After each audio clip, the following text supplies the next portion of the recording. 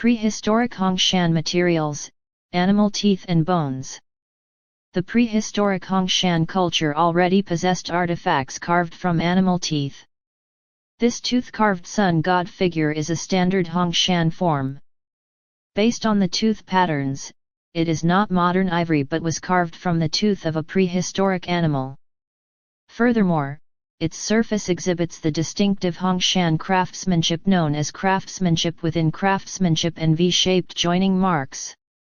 Artifacts made from animal teeth in the Hongshan tradition are often covered with a protective layer resembling wax on the surface. This layer can burn when exposed to fire, but once the wax is consumed, the artifact itself no longer burns and its appearance remains unchanged. Our Hong Kong branch conducted research on this material many years ago. This tooth-carved sun god artifact belongs to Vice Chairman Chan Kun Ming. Because some people claimed it was made of synthetic plastic, several members of our management team deliberately subjected it to a burning test during a gathering. The result confirmed that it is definitely not plastic. As long as collectors authenticate artifacts according to the 12 impossible to replicate tool marks of Hongshan, they can still discover relics left by our Hongshan ancestors, especially the so-called Hongshan Buddha figures, even in today's confusing and chaotic era. Everything in this world has its lineage and inheritance. It is impossible that after the mass extinction of dinosaurs 100 million years ago, civilization suddenly emerged only 5,000 years ago in the form of the Xia, Shang, and Zhou dynasties after an unexplained gap of 100 million years. Throughout those millions of years, Buddhas, Guanyin, and Arhats already existed. Many beings we regard as legendary immortals can, in fact, be found represented in Hongshan artifacts. This sun god Buddha artifact belongs to Chairman Tu's collection. The tooth patterns throughout the piece are entirely natural growth lines and could never be artificially reproduced.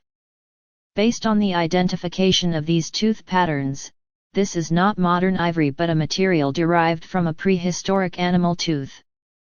Moreover, according to the 12 impossible to replicate tool marks of Hongshan, this sun god Buddha artifact displays Hongshan craftsmanship within craftsmanship marks and straight line drilling marks, leaving no doubt that it is an authentic Hongshan relic. Therefore, those who engage in research and collecting must possess wisdom, cherish opportunities, and avoid being misled by others. Next, I would like to share another prehistoric tooth-carved artifact, the Guanyin holding a purification vase.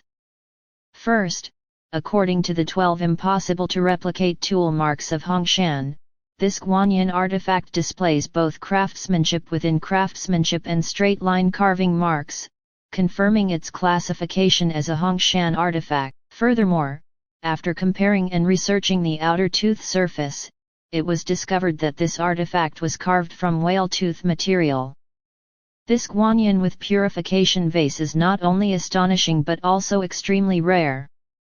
Next, I would like to present a sun god figure carved from animal bone. Although the bone material has not yet fully transformed into jade, it has already become fossilized. One can clearly observe numerous pores caused by the porous nature of the bone. This Liangzhou bone-carved ritual object was also carved from bone material. Its surface appears to be coated with a protective dark layer.